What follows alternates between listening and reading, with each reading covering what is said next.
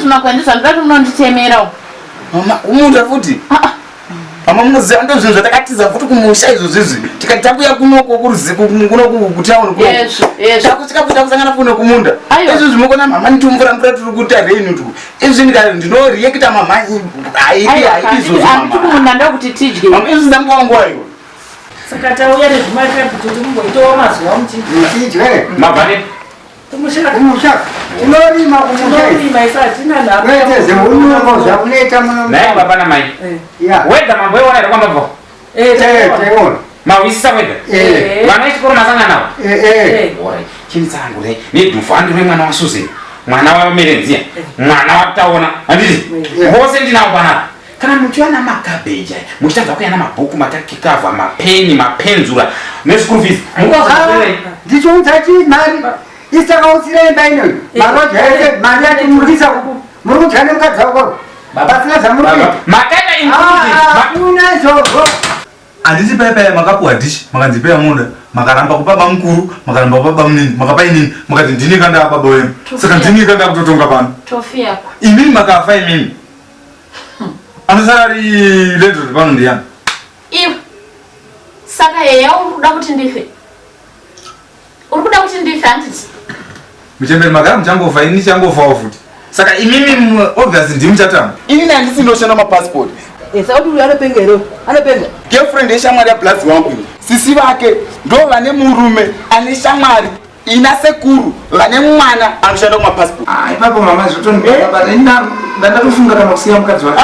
Ausi zvatinoita inini ndichauya mai vako nekuroya kwangu ikoko tosipogara pasi. Anditi tagara pasi totaurirana. Hamboite basa, hambotsvage basa, mune makangogara panapa. Apa makutotizisa kuti makaroora. Handiti mukadzi ada kuchengetwa. Ndina kuchengeta inini ndakuchengeta mukadzi aba munini zvimwe zvinozoka. Dai muri mumwe munhu makachinyatsoonawo mega. Dai muri munhu anofungwa ndinonga kuti zviri kunetsa zvebasa. Mototi mukoma ndipei mari mudzokere kumusha. Manorima namainina. Ino bhaibheri dai mabudzi rakanyorwa navanhukadziri. Taiona moto. Taiona nowerenga makuhwa. Uzwa Joseph ayanga kuti zvakati kuna mai Jupita. Ndingakazoenda kuKenani ukanoti zvakati. Mai vaMozisi vaidza. It's obvious kanga inzi mai Moses. Mweya nditekenyedzi. Mweya nditekenyedzi. Mweya ndi. Ndinoenda nasebenza nditi.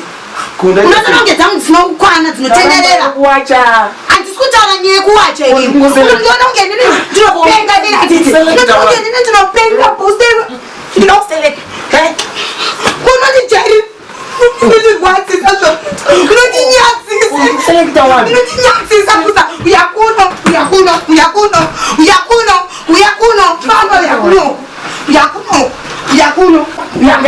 Ndatu yakuno.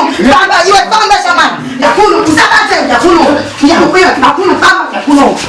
Ndatotizira ndatouya paunogara. Mama. Risa mira. Aipe msata nani numbi. Kuna wakonze matraburu pana. Matraburu yaipa wewe uyamba kwedu waituruku yakuno. Ewa boost. Wakambondidzwa wanje ichikudana nezita rako. Wakambondidzwa wanje ichikudana nezita rako. Do you know that kuti wandijairira nguva yareba pano pano? Usandiona ngesitupe kuzinzwa. Mwenza mama. Pesa nyanyi. Get. Ena mchira zviende zvake munhu. Ndabude pano. Kubva pana bantu pasingaite. Yana habe. Kana ida yako. Kuti vatate. Nakuda kuti vatate. Nakuda kuti vatate. Unamura manje. Kona baba mukagonyara ngemsipo. Makuchiri kungogurumana naye mabonza anamjike baba. Tirongoti zvasangana. Kana imba vamunokarawo futi. Chisagacha chenyama chamukana chochi. Chatopera. Kubva manyima nemudzimai chaitai munyima kudhikata ndikupera kuti kunya mwana imwe vairi. Kunyima maya. Dai pasina kuti ndaichatura mupoto mwandaibika. Ndaivhirira mukunyama iyoyo. Ndaidya pano. Ina nyama dzaanodya gudo kani. Kana ndauya kumusha kwangu chaiko. Uri kuzwa. Ina nyama dzaanodya gudo. Gudo? Ya. Gudo. Saka wati nyama inachaita mupoto wegudo. Gudo ya. Igudo. Kune mama nakuyemedudza kuti igudo. Rinonanga gudo. Nei baba. Oh. No. Rinonanga gudo. Ndoma yamurende mamba vaga